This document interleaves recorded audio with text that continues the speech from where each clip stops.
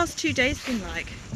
Oh, it's been really hard at the beginning. I sort of thought I can't do it, and just experiencing what the horse did today, I got a bit emotional. Yeah, How are you I feeling? can do it. You can, yeah. And it's worth it.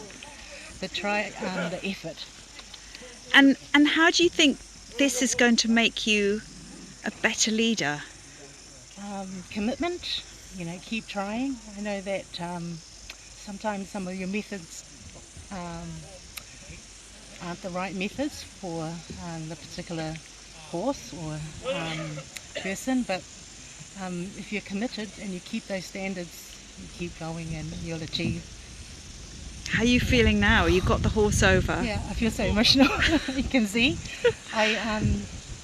You have to believe in yourself, otherwise, because I thought I couldn't do it, and just witnessing it today, yeah.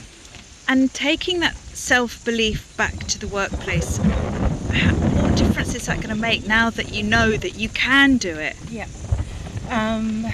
It's just built my, it's built me up, my confidence.